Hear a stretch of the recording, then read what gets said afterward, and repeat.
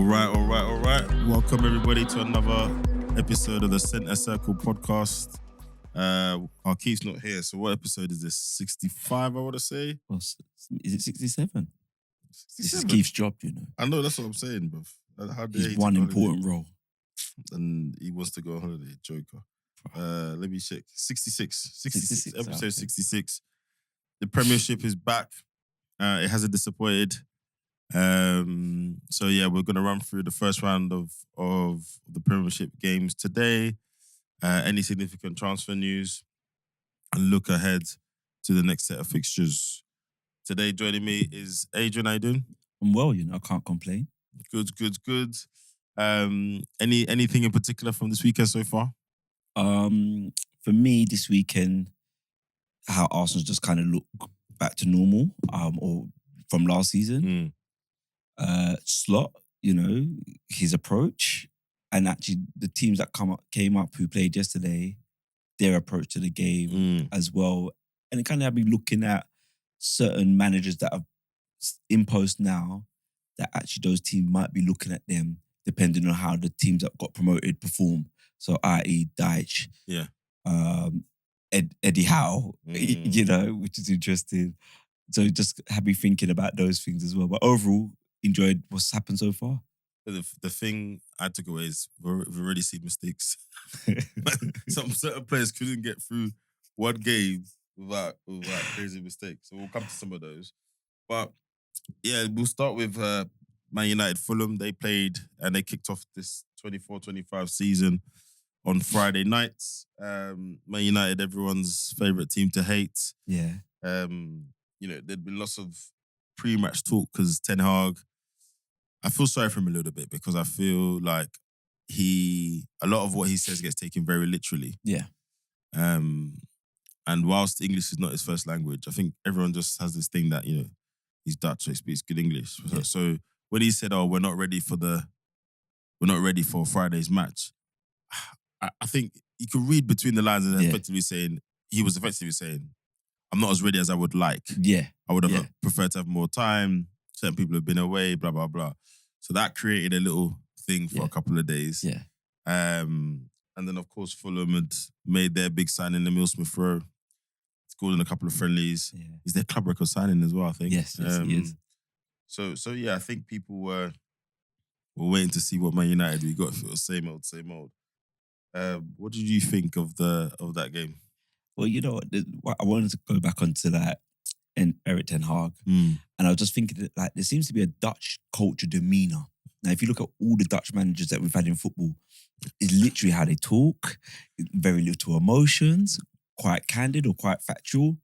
And sometimes, like you said, we fail to read between the lines and we take it very literal and that's their word. And what does that mean? That doesn't make any sense. But when you look at all of them, they're quite candid. Like even Slot's interview yesterday. I was about to say, when we come to Liverpool, we'll talk about Slot. He did the same. And we're always surprised here. But I think, you know, even outside of football, if you interact with anyone from the Netherlands, they're just direct. They just say it as it is. I think the most animated Dutch person that I've come across in football is mostly Gullit. Rijkaard was the same at Barca. Oh, yeah. You know, Rijkaard was the same, LVG's the same, you know, Ronald Koeman's the same. What's the guy that played for Tottenham? Van der Vaart. He's quite animated actually. Now he's a pundit. I think he's did some of it for effect. But you're right, the rest of them are quite monotone, pretty deadpan. Bergkamp, you know. Yeah, it's true, you know. It's true. So LVG was the worst though. Yeah, but I think it's just a cultural thing. Yeah. But like you said, back to the game, again, couldn't get to watch it. I was out doing something, but I watched the highlights and some of the extended highlights. And it's kind of what we thought was going to happen. Like, you know, they're phasing in a couple new players. Some players are injured, so it's impacted on, you know, the formation that they want to play because Xerxes wasn't fully fit. However, he made a great announcement for himself. The right back, how do you say his name again? Mazwari. He came on, he looked okay, he done well. So there's little things that they done well. I think Rashford looked pretty decent, you know, so there was things that they done well. And a bit of the same old Fulham, like asked questions of Manchester United, but they're just kind of getting used to some of the Emile Smith-Rowe and losing a defender and the direction that they want to be going in. Smith Rowe and Iwobi. Yeah. And had to go for that kind of approach there. I think the big talking point before the game as well was there was no striker. Yeah. For United. Yeah. He I was taking the mick out of some United fans saying he's done 2 false nines. Because he wanted to get, it looks like. Now, to your point, Xerxes might not have been fit. Højlund is injured. Yeah. It looked like he wanted to squeeze Bruno and Mount into the same starting 11. And quite frankly, it just didn't, off the face of it, didn't seem like it was working particularly well in general play. Yeah. However, Man United did carve out two good clear-cut chances in the first half that they should have put away, actually. Yeah, definitely. So he would argue, well, look, we were dangerous, we carved out chances, but it just from them moving the ball, their approach play, etc. There were times where the ball was on either wing. People are really, really late to ramming in the box, or there actually isn't anyone in the box, etc. Yeah. Things that a striker would naturally do. So yeah, that was interesting. And then pretty early on, I think Xerxes comes on in the late 50s. Yeah, it's like 61st minute, something like that. And you could see the difference pretty much straight away. I mean, the fact that he comes in at that time and he's man of the match. Aside from his goal, he was positive. He had some good touches. He was moving the ball around the world. His movement was good. So yeah, I just feel like with Erik ten Hag, he probably just feels like everyone's making something out of nothing. Yeah, I've got injuries. I picked the team that I thought was going to do. Yeah. It was going to do well. Yes, I know it's the first game. Yes, I know it's a Friday. Yes, I know it's Old Trafford. Sorry, I couldn't go gung ho, but that's kind of it. Yeah, there's just a little bit of. And the Sky interviewer asked him, "Oh, do you feel like it's your team now?" He looked at her and said, "It was my team last season." Yeah. So I just it's just the Man United narrative. It must be getting pretty tiring. But as an opposing fan, I'm here for it. Fulham, it was an interesting game because I think again they seemed to, the first 20, 25 minutes, I felt like they were the better of the two. They had decent control of the game, but there were just a couple moments they didn't make the right choices. Yeah. They didn't take their chances. There was a particular kind of break. It was 2-on-1. Yeah. Pereira could have slipped in Iwobi, and he just couldn't execute a pass.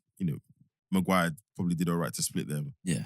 But there was just a few moments like that where I was just like, guys, you're going to regret this. Yeah. You're going to absolutely regret this.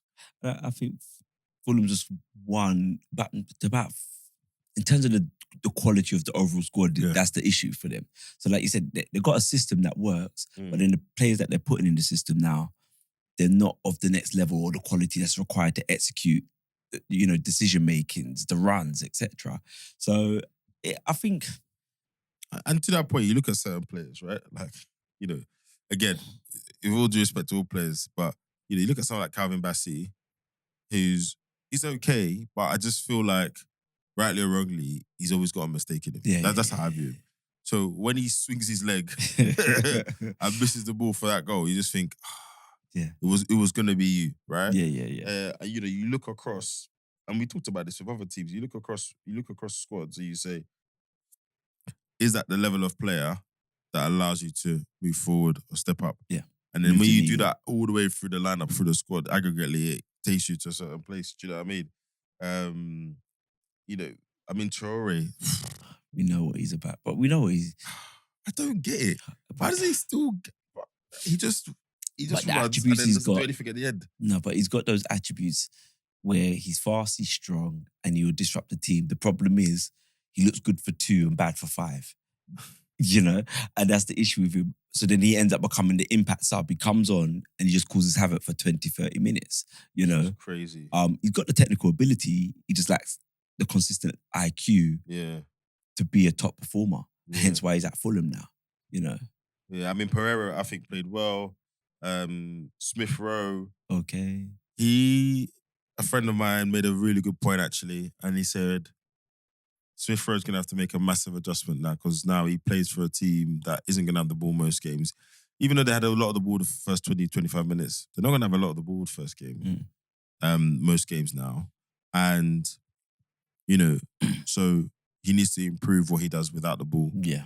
His Massively. work without the ball, his positional discipline without the ball, it needs to be huge. Mhm. It needs a huge improvement. And then when he now has the ball, What he does with it.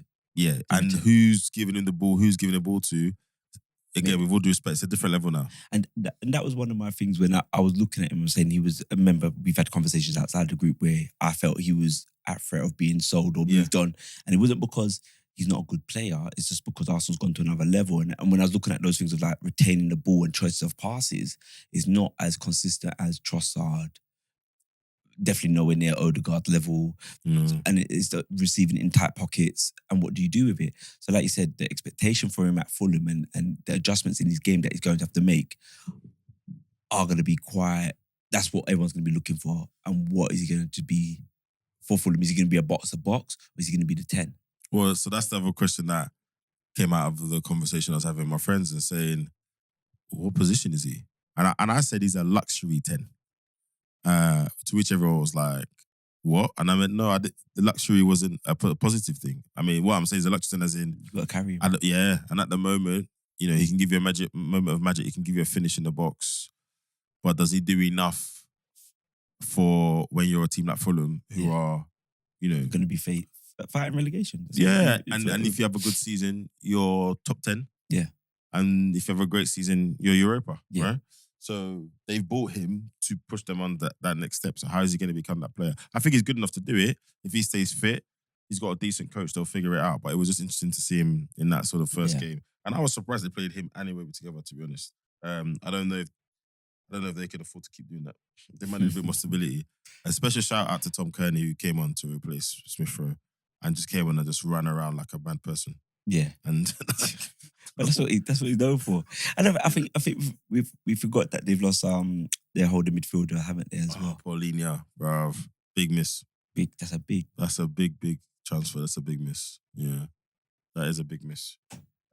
So yeah, first game of the 24-25 season wasn't exactly a classic. And then Xerxes comes on, which it just felt like that should have happened. I mean, he should have started probably. Yeah.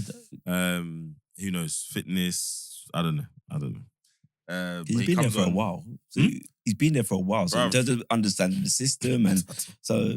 But I don't understand it. The guy you bought to back up Højlund, when Højlund's injured, you still don't play him. Anyway. So yeah, came on and he was lively and he ends up getting the winner. I still don't know if it was a good finish or a lucky finish. That was a good finish. It was a good finish? It was a good finish. So he was in the right place. A ball's come across from Garnacho and he's used the bottom of his foot to guide it in. So it's one of those ones where it looks really good on camera, but it could also look like he just stuck his leg out. But yeah, fair play to him on his debut. Scored at Old Trafford. Yeah. You know, as a young player, that's going to give him a lot of confidence. Definitely. And you can see he enjoyed it, how passionate he was about it. And I was really pleased for him, actually. I want to see some more. The pundits were getting on my nerves with this new 9.5 thing that they're trying to create for him. Bro, he's just a striker. It's just a striker. Someone said, he's not really, I think it was... He's not a 9. He's not a 10. Yeah. He's a 9.5. Yeah. I'm just like, listen. He's coming in to score goals. And he's a striker. Let's if we go back through the history of strikers, Shearer picked up those pockets. Henry's picked up those pockets. Batistuta picked up those positions. Berbatov picks up those positions. So the list goes on. Ronaldinho picked up those positions. So this whole notion of, it's a 9.5 trying to create this new role. It's not a new role. It's just him playing a striker. I agree. I fully agree. So yeah, look, I think on paper, Man United should cause problems this season, but it's Ten Hag, man. I'm serious. That's the one thing that hasn't changed. And we saw some of the same things on Friday. A lot of the same ingredients are still there. Rashford, Fernandes, Ten Hag, Maguire started. They're just... So yeah, I'm very interested to see how all the new signings, and they might make more before the window's out, and then whether Ten Hag can shift his thinking and things a little bit more. I think one thing that is going to be interesting to see is the wing, how he resolves the wing. Who's going to be his starting wingers or wide forward, should I say? Because Diallo's done well, but I think the problem with Diallo, he might not be as aggressive or gun-ho as Garnacho. And is he an out for the way they want to play? Is he an out? Is he like a width wide forward? You know, because some people they like to play on that what they call it inside forward more. On it, and I think that's what he is. You know, and Garnacho, he's a bit more direct. He's not even a bit. He's direct. And he's getting the ball. He's giving you trouble. Yeah. And that's going to be interesting because sometimes where you want more control of the game is Garnacho going to give you that. Yeah. So it's something to see. Yeah, I agree. I'm glad he started with Diallo. I think in the past he's maybe not got the game time he's deserved, even though he's shown that he can add value and he can affect the game. So yeah, there were interesting things, but again, it goes back to the piece of the puzzle because actually, you know, Ahmad starts, Rashford is there. Had they played a more traditional someone through the middle, whether that's Rashford or Xerxes, actually, could that have been better? Could it have helped, etc.? Yeah. So we kicked off with that. I don't want to say dull game, but it wasn't the most exciting game. And then the early kickoff on Saturday was Ipswich at home to Liverpool. Mm-hmm. The start of the Slot era. And again, some, you know, interesting selections, I guess, you know.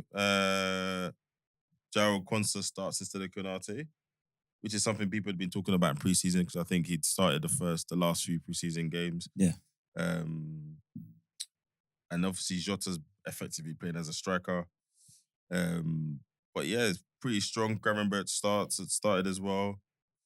So yeah, it was interesting to see. And then, I mean, Nunes is on the bench. Mm-hmm. I don't know how much you can read into that. Obviously, he had an interesting summer as well. Gakpo on the bench, strong bench. Harvey Elliott.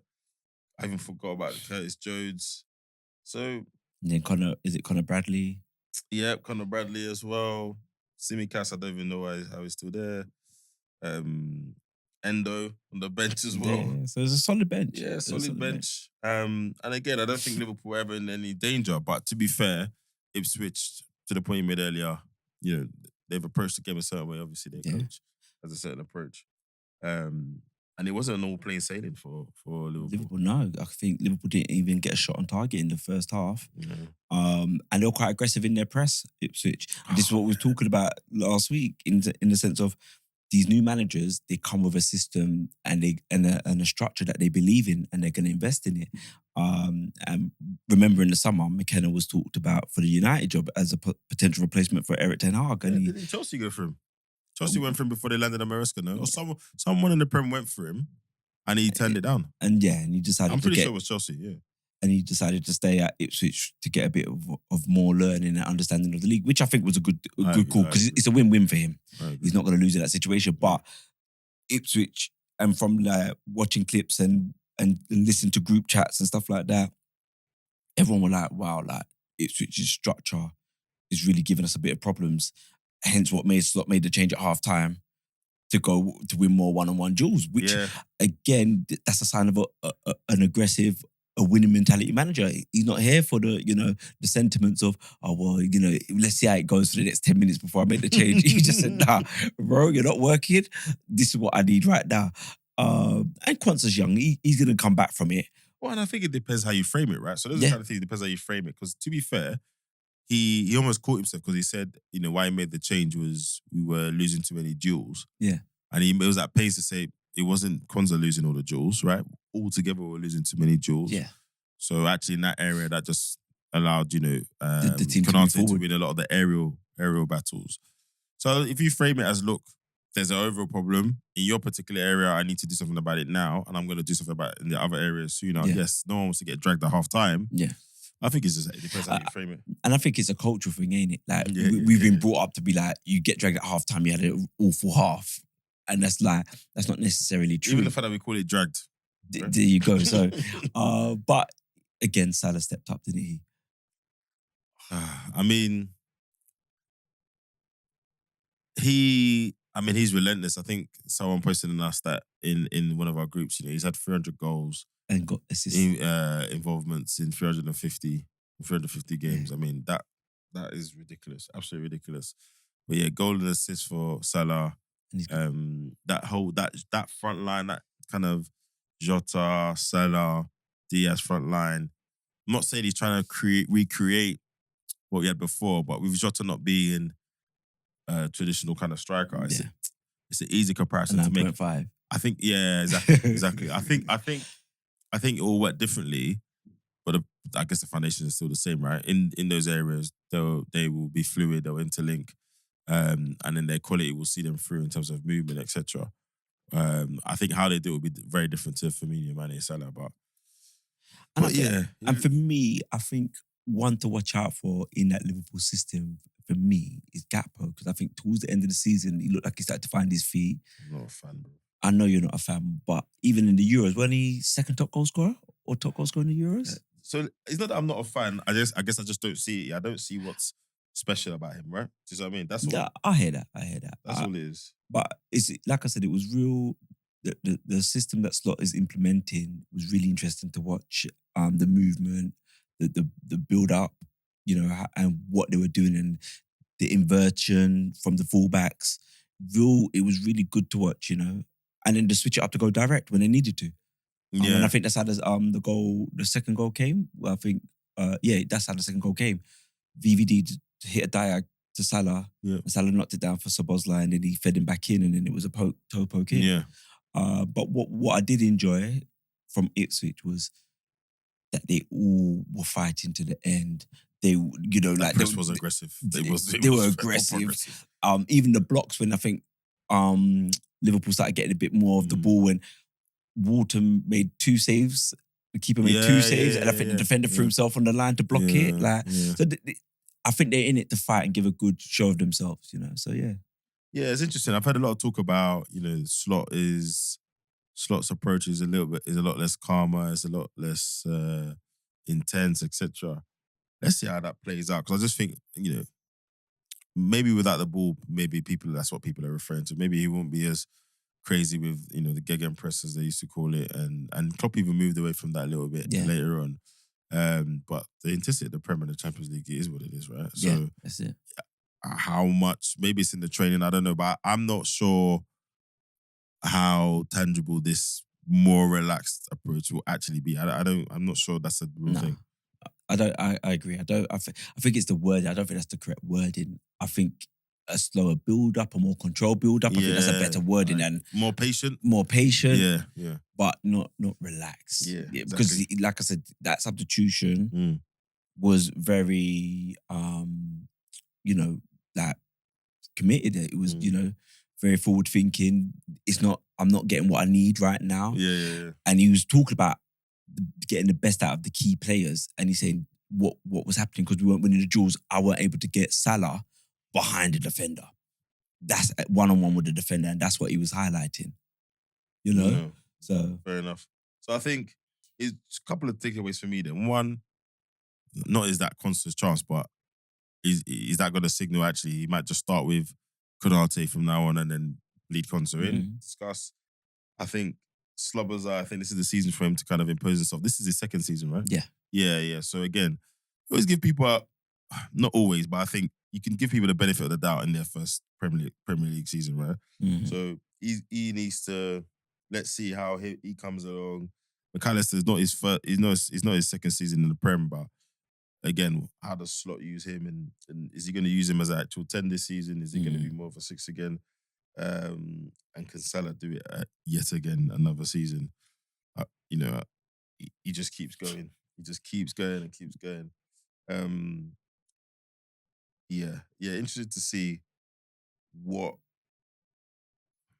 expectations are we going to land on for Liverpool this season? Yeah, because everyone's saying top four, and I've had a couple of fans tell me no, he should be challenging for the title, which I think is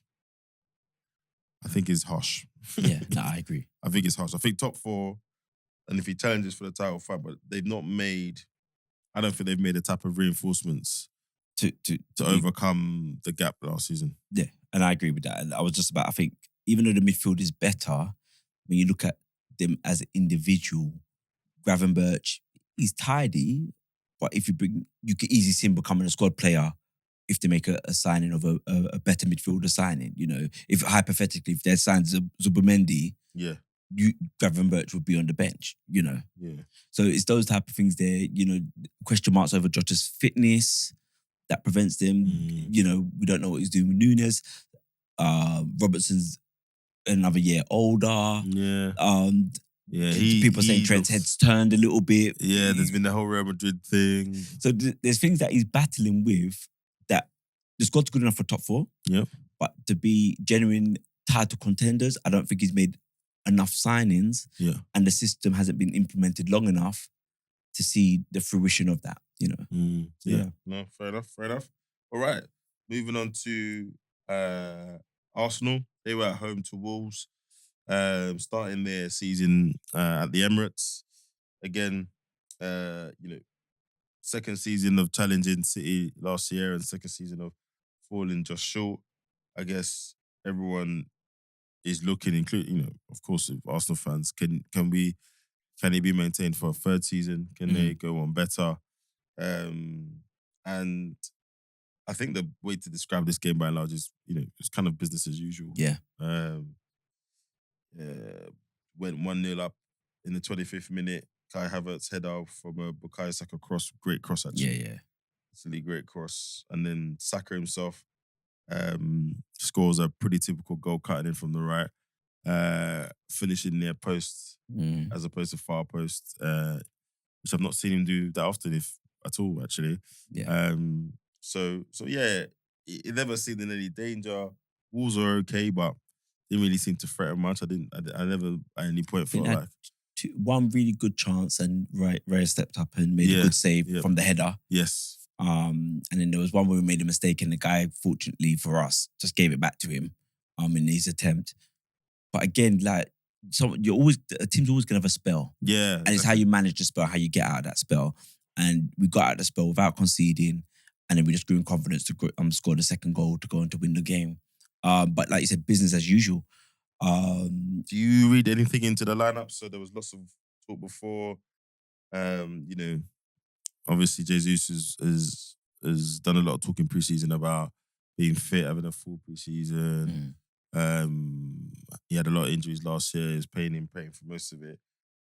But actually, he went with Partey. You know, again, he's had a quiet summer, preseason, no tournament, whatever. So, you know, is that first 11 Mikel Arteta's strongest 11 in your opinion? Yes. I think that, apart from the left back, which is Zinchenko. Who'd you put there to make it the strongest 11? That's the tricky question. I think that's the position up for grabs between Calafiori and Timber and Zinchenko. I think what you get from Zinchenko is ball control, but defensively, you know, he's a mistake. There's a lapse in concentration there, and physically, he's not as strong in those physical duels 1-on-1. You know, holding off a guy.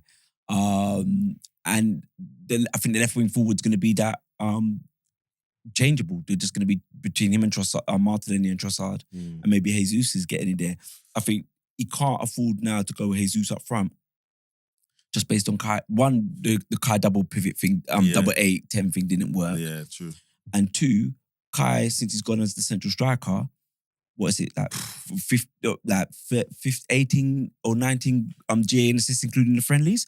And then yesterday he's come up with a goal and assist again. So him as a centre forward on the back of the season, it was like 13 or something like that. Yeah. He's the centre forward now. So him being the centre forward, is he going to be a 20+ goal for centre forward? Has he got it in him? Well, and to your point, you know, that whole goals thing, we scored enough goals last season, right? The goals weren't the issue. Yeah. It's when we scored the goals and the games that we lacked creativity. But yeah, Kai Havertz has made that central role quite frankly. And I think Jesus, Trossard and Martinelli are basically rotating on that left-hand 100%. side. Unless, you know, again, sometimes Jesus will come on for Havertz, right? And play down that central bit. But yeah, I think that yesterday is as strong as 11 as it gets, depending on who we're playing. And once Timber's kind of up to speed, once Calafiori is up to speed, I think we'll see less and less of Zinchenko in my mind. Tomiyasu still needs to get fit and come back as well. Yes. Right? So there's lots of choice there. And yeah, if Partey can stay fit and we have to use Jorginho less and less, that's fine. But the data tells us, or history tells us, that he's not going to stay fit. Yeah. So, we'll see if that Marino move comes off. That's it, because that's the rumour is it's pretty much near completion. So then he's got the option of sorry.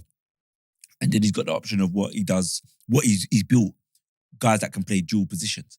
Very good. Not utility men, because sometimes we think a utility man like Ashley Young that can play left, right, centre. No, he's saying you're a centre back and a right back, or a left back and a centre back. Yeah. And he's going players that can play 2, 3 max positions. Oh, and you're saying those positions are very closely related together. Yeah. Yeah. Okay. So he's not got a guy that can play everywhere. Mm-hmm. Like, could you see the issues with the players that can play everywhere? So we look at Tomiyasu, for example, he can play everywhere, but the issue with him, we can't rely on him because he can't stay fit. Yeah. So now, but he's always got guys that can play 2 positions, apart from the 2 main centre backs. All the other midfield defenders can play centre back or right back, centre back or left back, and even DM. So that's going to be interesting. And then if the signing goes through with the midfielder, then he's got Rice as a 6 or an 8 at leisure. Yeah, and then the bench starts to get a bit mad, actually, to be fair. Because I'm looking at it now. Yesterday was Timber, Calafiori, Jorginho, Jesus, Trossard, Waneri, Jesus, Trossard, Nketiah, Nelson. These players, Marino comes in as well. Yeah. And then Ramsdale as well. Yeah, Ramsdale. Yeah, so let's see what happens. I don't think we're going to buy any more forward players. I don't think that's happening. I don't think that happens in January. No. And I think it only happens if Nketiah leaves. And even then, if Nketiah leaves in the next couple of weeks, I don't think he buys anyone anyway. No. And if Nketiah leaves, then maybe in the summer, I think they bother to do something about it. And I think with that, like you said, summer, because I think they're just going to give Ethan Ranieri the chance to showcase what he can do, and give him more minutes. Because like when we're looking at it right now, there's enough goals in the front line. It's not like we're lacking in goals. And exactly. As I highlighted, Martinelli and Jesus had a bad season last year. Yes. But they've shown that they're 10 to 15 goals players. Mm-hmm. So, and there was a classic Martinelli moment yesterday. He's cutting off the left. Declan Rice. Yeah. He's there for a cutback. He tries to shoot. Their post when it was all covered. It's just like, this is exactly the issue. And at that point, you go up 2-0. It's a very different game. Yeah. I mean, even Declan Rice, and he's the friendliest person on the pitch. Even he had a little, slap on the ground and in frustration. But yeah, look, good day at the office. Business as usual, I guess. And so just to add to that, what's making us, I think, genuine title contenders is the overall feel-good factor and fear of Arsenal. Like, the pundits are naming us as the number. Like, before, the pundits were trying to say the 2 seasons in a row was a luck. Even they're saying, like, no, like, psh. I think, you know what it is for me? I'm just waiting. So if Calafiori and Timber come in, kind of, and I know they're in defence, but we didn't have Timber last season, and he was meant to be a signing that was going to make a big difference to our team. It's a big injury, so he comes back in and he's okay. Then Calafiori again brings a bit of a different balance. He's left-footed, isn't he? Yeah. So I think if those guys are able to start showing their value, which is over and above what we had last season, then maybe I can be like, okay, fine. We've added, even though we had one of the best defenses in the season in the league last season. A lot of what we do stems from back there. Yeah. And also, defenders, you look at Ben White, you look at Sejeko, they're very, very crucial to build up. So if there are players that are going to come and do different things, or add better balance to that, in some games, that could be the different thing, the different thing we need. So I'm just going to wait and see what value those two add. He's going to take their time. He's definitely going to take their time with Timber. Yeah. And Calafiori obviously just needs to get in. Speed, so then we'll see. But I think it's too early. And I don't think it's too far-fetched to talk about whatever effect the whole charges and all of that stuff is going to have on Man City. So their tribunal or whatever it is, it's not a court case. So whatever their that whole piece with Manchester City announcing with the Premier League and answering those charges, that could prove to be a little bit of a distraction. And we're not going to get the verdict. I think it starts in October or something. Yeah. And people are not expecting that, any verdict to come out for 2 or 3 months. So you imagine them getting hit with some kind of problem or some kind of punishment. Yeah. Significant one in January, February. I mean, timing-wise, that's crazy. Yeah. And I'm not saying we can't beat them without it on a football basis. Yeah. But those are factors. Yeah. Or they're going to happen this season. So yeah, I just think we just need to do our job, keep going, keep the players fit, and we'll see. I think some of the things that we were working on last season will be a season along. This Kai Havertz thing, he will be more used to what he's been asked to do. Mm-hmm. It'll be a season. It'll be a season along. If Partey can stay fit, and if Martinelli doesn't start firing, Trossard will play instead. Yeah. Or Jesus will play instead. Yeah, that's it. Yeah. So cool. All right. Everton 0, Brighton Hove Albion 3. I mean, I think the whole Brighton story is interesting as well because obviously they got that manager who's 30, 31. Yeah. Milner's 37, 39. all this stuff. Yeah. I only saw the highlights of this, but again, the football, the type of football he wants to play, it was like you say, all these new managers, it's all play from the back, it's all front foot, it's all possession based, all this stuff, which I think is interesting as a trend because for years we all talked about like that's the way to play football. Yeah. But if everyone starts doing it, it won't be long before someone says, "Oh, this is boring." Everyone's let me just yeah go direct. Yeah, exactly. Everyone's good. But hold on, this was the way we're supposed to play football. But anyway, some of the same names. Matoma gets on the score sheet 25 minutes in. Well bet. Danny man like Danny Mensah. It was a good finish. You see his finish? Yeah. Use the two runners. Yeah. And he just slotted. That's okay. And then the problem with him is we won't see that again until January. But. Yeah. And then Adengra. Then Adengra. He's good. So yeah, look, they've Brighton have made an uncharacteristically large signing, haven't they? Haven't they bid 40 million or 45 million for Leeds striker? Haven't they? Brighton. I'm pretty sure. Yeah, he didn't play, but that's what they're looking to strengthen. And I don't know what to expect from them this season. I don't know much about their manager. They've got a couple of players back because Matoma's back now, which was a big miss. Minte looks good. I think he looked good last year. Pedro again. Yeah, he looked tasty. And then they got the left back to come back. I think he's still injured. This James Milner thing, bro, I don't get it. Bro. Like I think it's amazing he's still playing. Obviously, he's a wonderful professional. Sometimes when I see him play, I'm just like, and I hear that. You got to remember a little bit, like. But you got to remember they've lost 2 key midfielders, haven't they? McAllister and Caicedo. So would he have been getting the minutes if those 2 were still there? Yeah, but you got Billy Gilmore on the bench. Bruh. You got that Baleba guy on the bench. Who? Carlos Baleba. And who? I don't know anyone else. This Valentin Barker people have been talking about as well. But yeah, I guess so. I mean, I didn't see the game yesterday, but Brighton are always on unearthing players, unearthing people. So we'll see how they get on. But yeah, it was a good result for them. Good start. New manager's reign. Everton. Ashley Young, bruv. And you talk about Milner. Did you see the send it off? Yeah. Was on toast. What game did he get sent off in as well last season? Was it the Merseyside derby? I swear it was the Merseyside derby. Yeah, I think it was. He just does stuff and I'm just like, bro, the whole reason they've got you this team is that you're an experienced player. Yeah. You're not going to lose your head, etc. And I understand, obviously, he was getting burnt for pace. But I don't think Matoma had left him that badly. I think he could have been a bit more subtle with it. I don't know, but he got sent off. What? 66th minute. Yeah. I mean, at that point, it was 2-0, but still.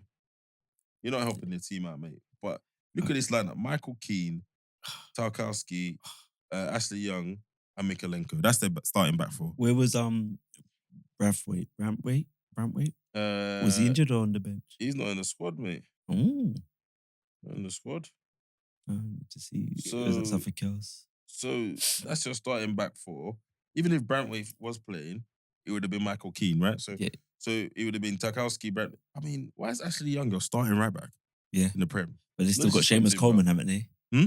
They still got Seamus Coleman. Was he on the bench? No, he wasn't on the bench. But they got an issue with set fullbacks at the moment and centre back. Mate. Yeah, but you know, someone that actually trusts Tarkowski to the end.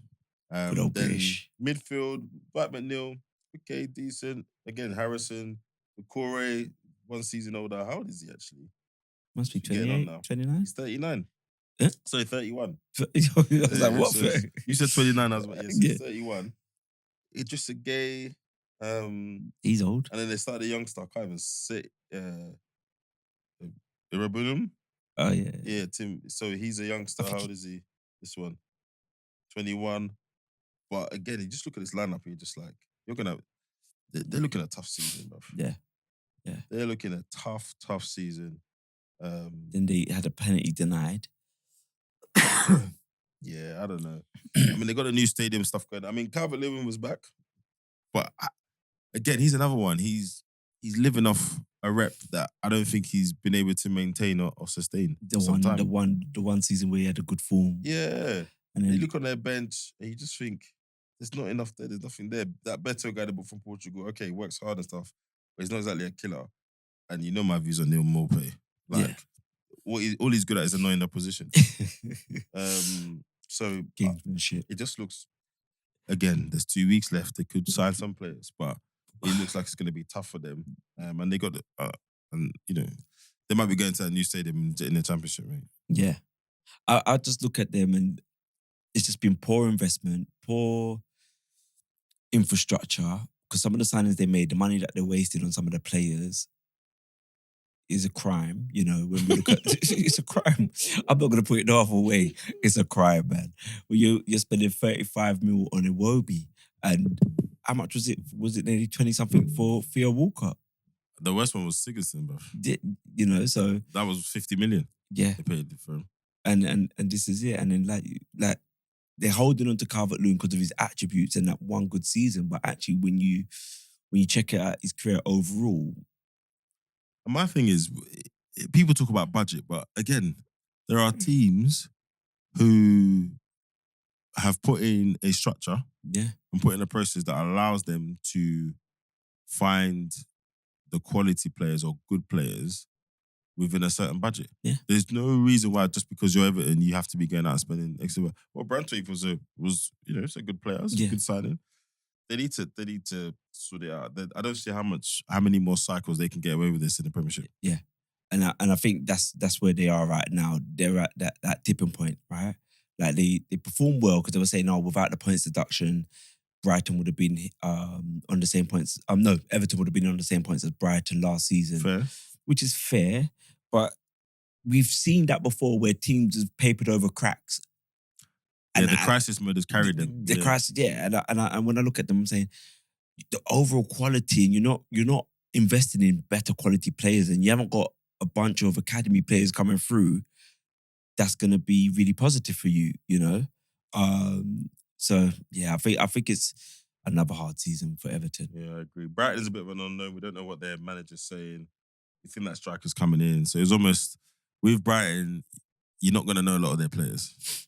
So you just have to kind of watch and see who they've bought and what they produce. And we don't know much about this manager, so we don't know what type of football he wants to implement. That was first game. So, you know, Brighton's a bit of a watch this space. Yeah, definitely. And see what comes of them.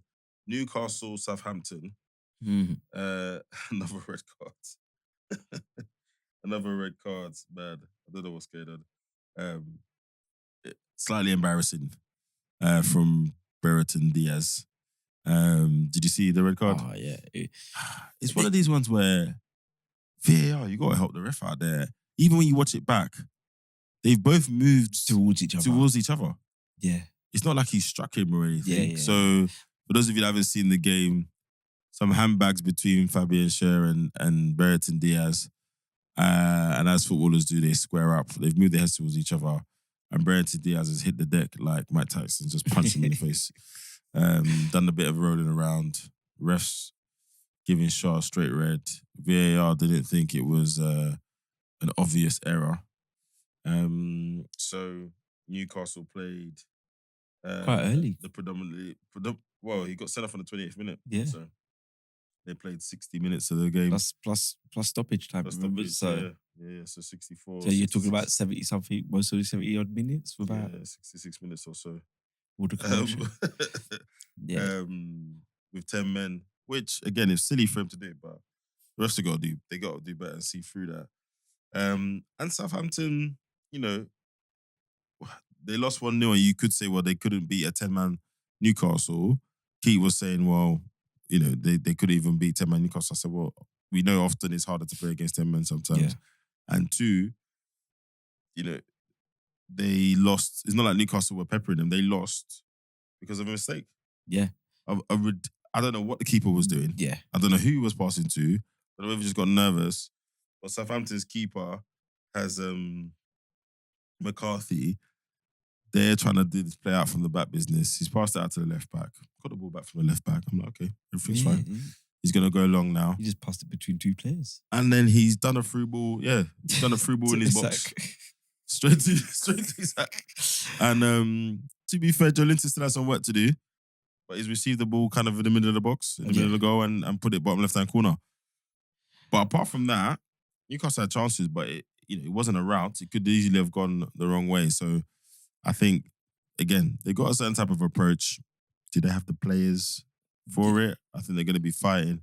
It wasn't their worst showing. No, it definitely wasn't their worst showing. I think what people forget, if he hadn't been sent off, it might have been a different story. There might have been goals from both teams. Yeah. I think the injustice... more open game, right? Yeah, more open game. I think the injustice of Shaw being sent off galvanised the team because the whole stadium was like cheering at everything and booing every Southampton player on the ball. So they made it a cauldron. They made that atmosphere themselves, or Diaz made the atmosphere. I give Diaz this though. He still was doing things to affect the game to get a goal or an assist. He's busy, isn't he? He was busy. I think the best thing you mostly get from, what's the left back name? Lewis Hall? Yes. Was the clearance off the line. Yeah. I think that's going to be his season. Again, Newcastle that's a crime, that transfer again. That's the guy from Chelsea, no? Yeah. Yeah. Anyway. So he cleared the ball off the line, but that sending off actually just galvanised Newcastle. And, a big shout out's got to go to Joe Linton. They missed him last season when he was injured. My God, that guy was everywhere yesterday. And I think since he's been converted into that centre mid, he's just, he was solid. I think because I looked at Newcastle's lineup before the game, and I just thought, to the midfield, Joe Linton, Longstaff, Bruno. I just thought, where's the progress here? Do you know what I mean? But Tonali to come back, and then I looked up front. You got Gordon. I saw Jacob Murphy starting again. You know me, I'm not. Yeah. I'm just like, where's your progression? Where's your progress here? I know we talked off mic earlier about, fans were obsessed with seeing signings and all that kind of stuff. But I do think there are teams where you can genuinely ask the question and say, what did you do to progress your team? Yeah. Do you know what I mean? What did you do to get a bit closer to the team you want to be? Yeah. So when I saw that as the first 11, I was like, no, this is the same team. And he was on the bench. He was on the bench. So Harvey Barnes? So you got Harvey Barnes on the bench. Almiron, who feels like he's been there since Steve Bruce times, though. Yeah. Steve Bruce signed him. Joe Willock, William Osula, I know who that is. Lloyd Kelly, they signed him from Bournemouth, I want to say. Yeah, I think, yeah. And then who else was on the bench? Kieran Trippier, Matt Target, and Emil Kraft. I'm just like, I don't know. I'm not entirely sure. Now, obviously, they've got all the PSR concerns, etc. And then the new owners have been bought out, or no. So Amanda Stavely, I believe her name is. Yes, and her husband. They've been bought. But I think from the outside looking in, it just seemed like that was something that was always the plan. Yeah, get us in, get us on our feet. Help us understand the landscape, etc., etc. And then we'll crack on. She probably wants to go and do the same. She'll probably end up helping someone else or going into another club. Yeah. It's probably a pretty lucrative thing to do. So yeah, I'm not sure about them this season. And then they got the usual injury concerns. Callum Wilson is injured. Lascelles has got ACL issue. They got like 3 or 4 Big long-term injuries. Or... Yeah, they have. But I mean, Callum Wilson just seems to be injured all the time anyway. His injury record's not great. He's a year older. When are they going to replace him? Mm-hmm. Right? Yes, they got Isak, but how much can he do? Yeah, can they rely on him? I guess is the question. So yeah, I don't know. I just saw and just thought, if you're standing still in this league, you're going backwards. Yeah. You're going backwards. And they haven't made the signings to keep them in the same position or to push them forward. So Exactly. So Nottingham Forest, Bournemouth, fight of the relegation teams. Yeah. No, I'm joking. I mean, Bournemouth did all right last season, to be fair. But they've lost their main striker. Yeah. Good money for them, I guess. Very good money. Hopefully they can reinvest some of that. Forest somehow are still there. Yeah. Another go around. And again, you look at the lineups, right? So look at Forest. You got Murillo, Nico Williams, Bolly, and Ola Enya. In midfield, Sangare, Gibbs, White, Hudson-Odoi, Elanga, and Danilo, who unfortunately looks like he's broken his ankle. Yeah. And then Chris was up front. Yeah. So again, it's just like, what have you fundamentally done to improve your chances of survival this season? Again, they got PSR concerns, etc. But there's got to be promising youngsters you can loan. They were saying, is it Sangira? Is he the DM number 6? Yeah. He was off. He was out pretty much all of last season. Injuries, illness, and something else. So they're looking at that as a new signing. I mean, Awani is back. He was on the bench. He was injured for quite a long time last season as well. You're right. So they were looking at him as a new signing, and some of the highlights were showing how how important he was to their system. He was breaking up a lot of stuff. Never done nothing fantastic, but he was just persistent in and consistent in break that up. I give it 6-10 yard passes here and there. And yeah, so that might be the stability that they need. Yeah. Fair. Let's see, man. And again, Bournemouth, I won't confess much about their players. Again, they've brought in a few people. But now what they're doing is playing Semenyo up front. He played on the wing like a wide forward last season, didn't he? Yes. Yeah. So he's probably going to play up front. A few people called that correctly before the game. But to be fair, Philip Billing was on the bench. Justin Kluivert was on the bench. I'm not sure about him. I don't know. I try and take away his name from it. I think he's a decent player, but he's probably at his level. Bournemouth's probably the club for him. So again, I think if they can replicate what they did last season, fantastic. Their manager's got a very, very clear style of play. There was definitely all that conversation about it took them a while to really get to grips with what he wanted to do, and then that's when we kind of saw the drop and then the dip and then the so they got another trajectory. season, a lot of the same players with him, etc. But they need to buy someone. Yeah, they've got that money in now. Need to buy someone. Maybe they go and buy Nketiah. Yeah, but he's a different profile of striker, right? Solanke, yeah. So I'm not an expert in Bournemouth's way of playing, but I'm not sure how much or not Solanke's height and physicality was an element to how they wanted to play. Any team, a striker of height and physicality, that's technically good. Yeah. It is a bonus. So, is Nketiah immediately where they head to? Finishing wise and stuff, yeah, he might get there. But I'm not sure if they'll want to go for someone maybe similar physical profile. But yeah, that's definitely a team that should be looking at someone like Nketiah. If obviously the narrative holds and the data holds that if he plays, he will score. Yeah, they should be looking at someone like him. But I don't know if he'd break their wage structure. Even Forest, they would argue Awani is their main guy. West Ham and Aston Villa. Okay. Two big spenders this transfer window. Didn't disappoint either. Sorry? It didn't disappoint. No, it really didn't. It really didn't. It was really blow for blow almost. I mean, early goal from Onana, scoring on his debut. Again, and this is what I mean. So the other teams, I looked at their lineups and thought, you look at you look at Villa's lineup, you're like, okay, they've brought they've strengthened. They've brought people in. Obviously, you got John McGinn there as he's kind of captain, linchpin, Tielemans, and then Onana's stepped in. You got Rodgers, Leon Bailey started. Obviously, Diaby's gone, isn't he? Yeah. Gone to Saudi, no? Yeah, that's right. Fair. Ollie Watkins, even though he hadn't played a minute of preseason. Yeah, he played 65 minutes, though. Mate. And then on their bench, Ian Matson, Ross Barkley, Buendia's back from injury, Jacob Ramsey, that John Duran striker. You know, Jaden Philogene. So, yeah, you're looking like, okay, you're trying to move forward. Push on, within your constraints, right? You've not bought anyone that's a crazy superstar, but you're trying bits and bobs. And Nana's been tipped as, on the right kind of direction. So you're taking a gamble on him. So, but even West Ham now as well, as we talked about previously, defense largely the same. That Emerson guy from Italy, he cracks me up. Paquetá still playing as well. Obviously Kudus, Bowen, this Rodriguez guy, I don't know much about him, Suchek, and Antonio. So most of the new guys started on the bench, which again, interesting from Lopetegui. Let's see. Tadibo, the centre back, was on the bench. Wan-Bissaka's on the bench.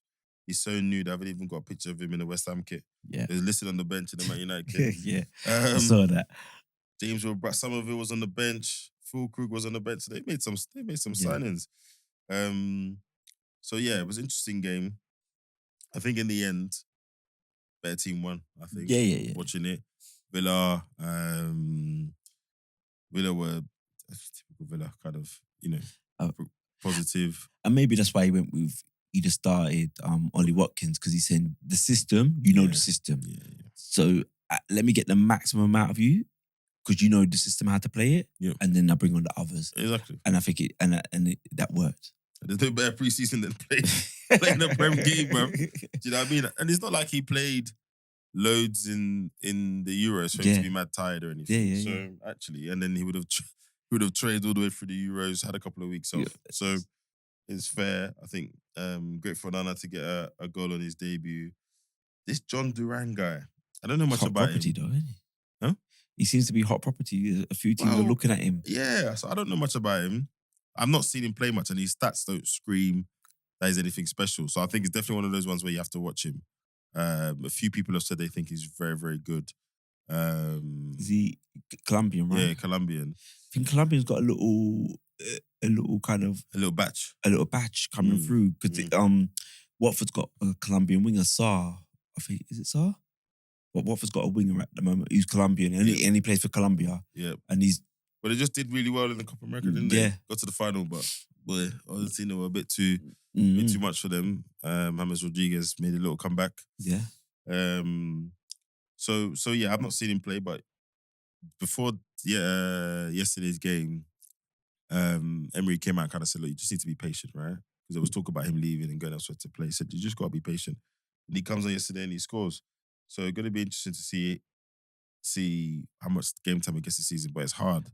Ollie Watkins has proved himself. He's the main guy. So it's tricky. And in his celebration, he was going, I'm here, I'm staying. You know what I mean? Like, oh, okay. Yeah, he was doing so, yeah. Says that and then we'll see him holding the shirt on the 30th of August. Or PSG or something like that.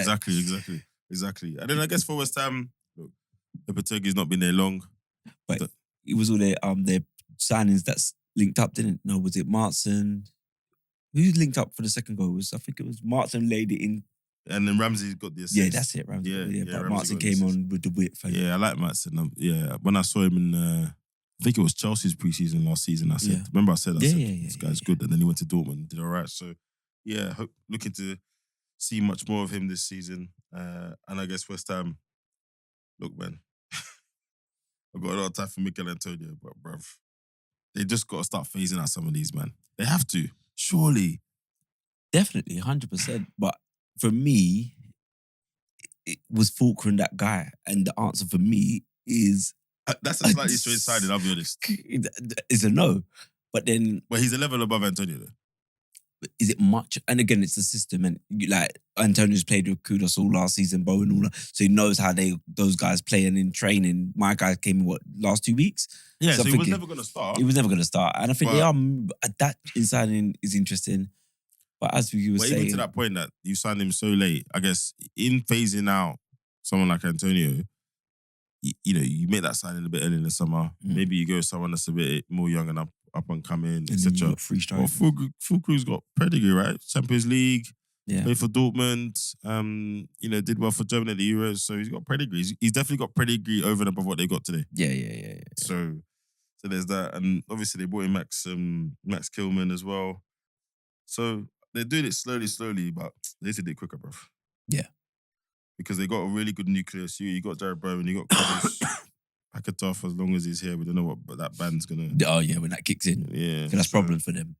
But I think that, for me, that yesterday's result, West Ham's got enough in the squad to definitely compete for top 6. And it's just what the new manager, what system he implements, and how well it works. But he's definitely got enough in there to compete. And as we record, Brentford are winning 1-0 at Crystal Palace. I see. Brandon Bemo started.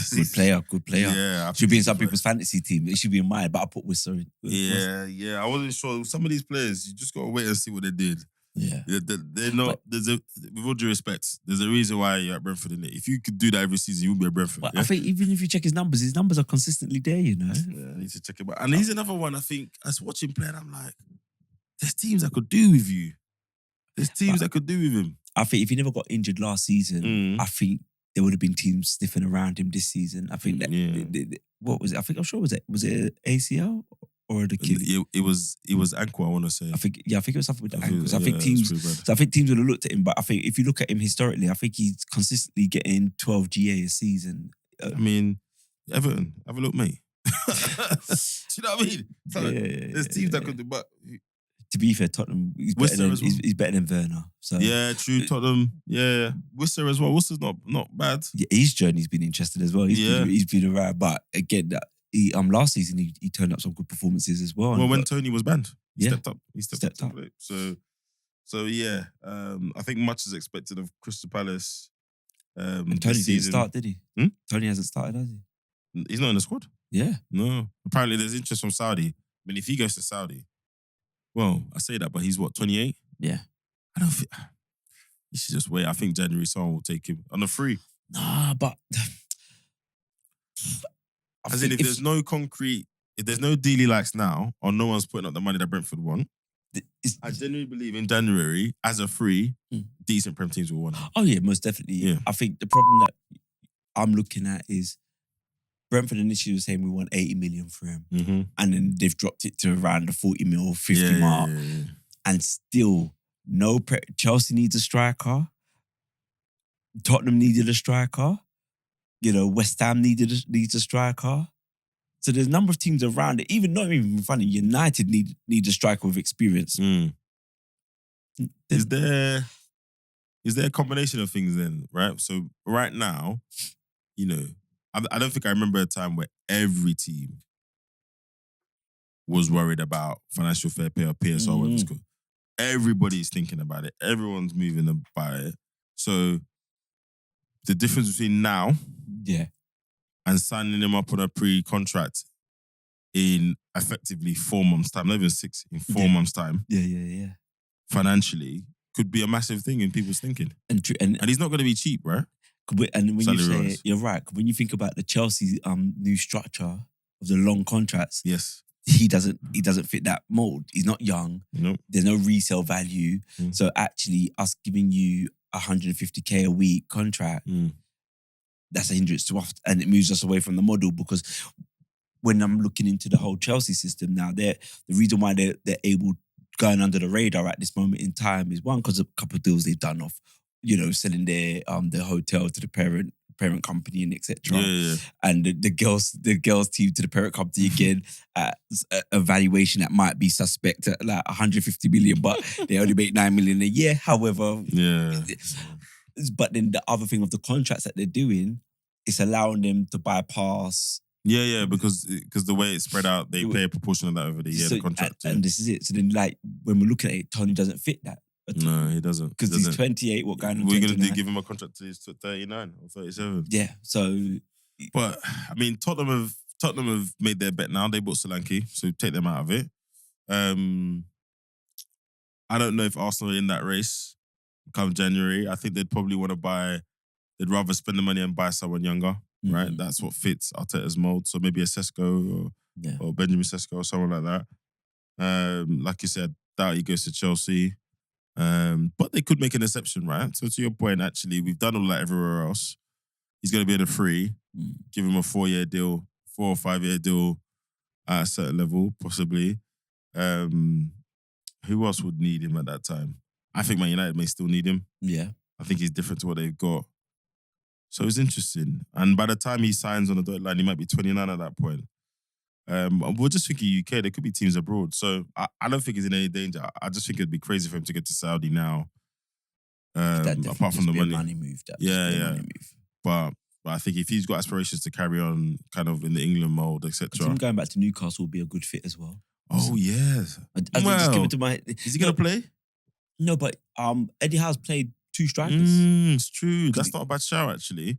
That's not a bad shout. And, Callum Wilson's got to be on his way out. He's got to be the last couple of seasons. He's 33. He's always injured. I don't think he gets a contract extension. Does he get another contract extension, or is he someone recently? Yeah, so that's not a bad shout. Newcastle is not a bad shout. He doesn't go to Liverpool. That's not their type of player. But I think there's something else behind it, because either the agents are asking for too much. I don't know, man. There's something, because no way that person with that ability is being ignored, and everyone's saying, "Oh, we're gonna wait till January when you can still get him for 30 mil, which is reasonable." Yeah, but it's his wages as well. Yeah, that's what I try to run through the clubs. Because again, if you're Tottenham, right? Okay, I can pay 40 million for him. And give him extra wages, or we could pay 65 million for someone that we could possibly sell if he does well here. Because there's no resale value on that. There's none. This is his final. What's Solanke? 24, 25? I think he might be 26. Max 26. So he comes in, does well. You could sell him at 28, 29. Yeah, you could, right? So I could see some of that, plus any other lower level analysis they would have made on the differences, blah blah blah. So I just think, if Tony was same age as Solanke, or he was mid-20s, then you just pay the money. You just pay the money and do it. But at that age, I think they just, too many people got too many concerns. And I think the other thing we got, like, adding to the concern, was when he came back from the ban, he didn't pull up any trees. That's true. He did not. I think, what did he get? 4 goals goals in the first game. Yeah, wow. And then 4 goals in total? He didn't pull up. And actually, remember, he came back to the match and it was against United, I think, weren't it? And his fitness wasn't great. Yeah. Okay. So we'll see. We'll see. Yeah, but them not putting him in the squad today makes me feel like maybe something is him in it. So who knows? But yeah, Newcastle's not a bad shot. That is not a bad shot at all. Yeah, not a bad shot. I mean, Palace? Mateta's on form right now. Yeah, but he's not Ivan Toney, is he? Huh? He's no Ivan Toney. Oh boy, he's Olympic form, and the form towards the end of last season. Fair. He was up there. He's found his feet. Fair. Villa don't need him. I don't know. You're right. I think it's a Newcastle, Chelsea, West Ham have just bought Fulkrug, and Man United. Man United, yeah, and maybe Arsenal, but I doubt it. I think we'll go for a younger player. I'm just to spend the money. Yeah. Interesting. All right, and then later on today, as we record on Sunday, by the time you listen to this, Chelsea would have played Man City at home. Yeah. Again, first game of the season, new manager. He has obviously he's from the Pep school of coaching. Yeah. So he's got a very specific way of playing the game. Going to be very interesting to see how they set up, and he's going to be playing against his mentor, right? And then for City's first game, a few players have literally just come back. There's no lineup yet, but obviously Haaland's had a full pre-season.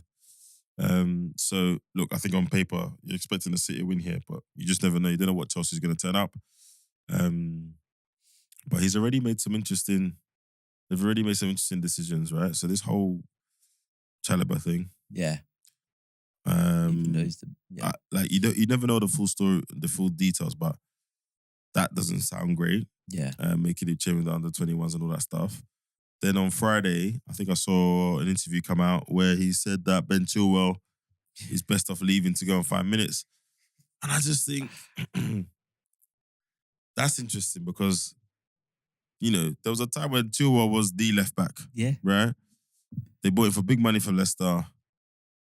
And he had some decent performances. Yeah, that's what I mean. His injury record hasn't been the best, but as a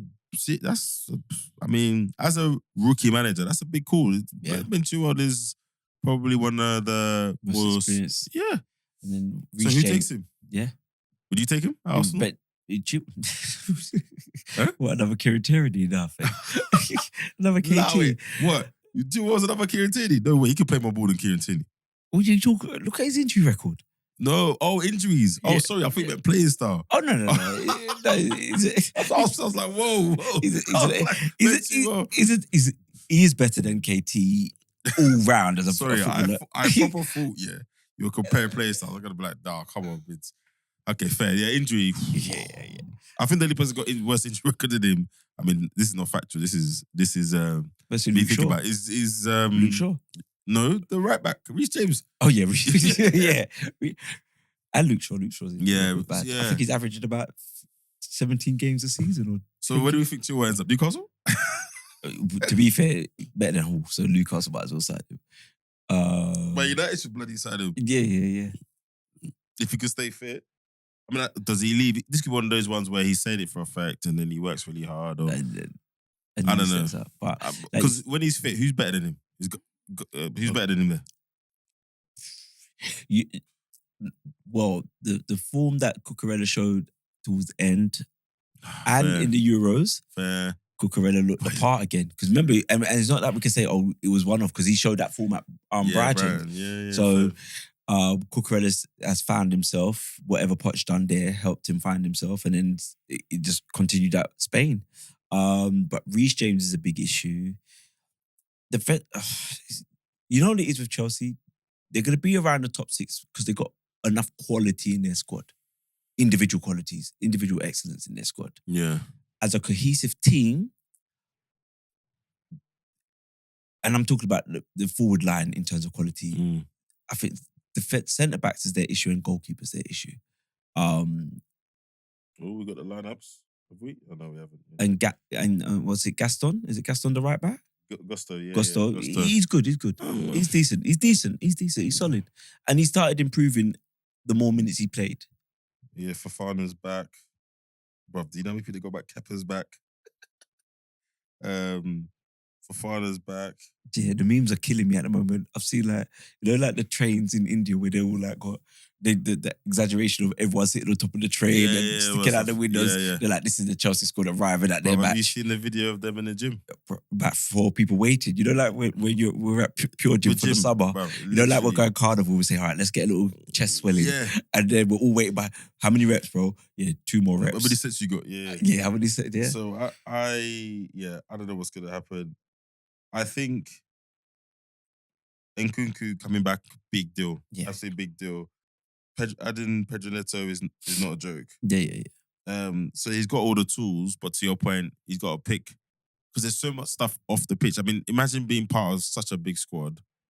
There's definite people that are going to leave. You know, we know Lukaku's not going to play 1 minute of the Premier League season. There's a few people that are going to leave. But even when you take out all of those people that's going to leave, we're still probably going to land around 30 players, 31 players. So how do you keep 30 happy?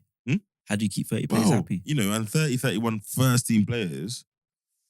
I think it's going to be very interesting to see how he gets them gelling and gets them working with all that stuff in the background because there's a lot to be said for just knowing that you're part of this unit. And you might not play every game, you might be on the bench, but you're part of this squad, you're part of this unit in this way.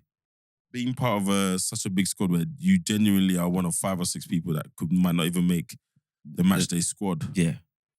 Psychologically, how does that impact on those individuals? Yeah, because that's 50. Because it's bad enough when there's 25 players in the squad.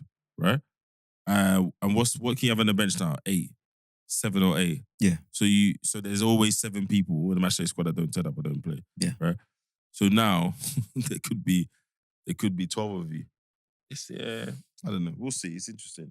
We'll see. But I'm expecting Man City to capitalize on some of that. He's had a full pre-season, but I don't think you settle some of that overnight. Of course, Cole Palmer's had a breakout summer. He's gonna come back invigorated.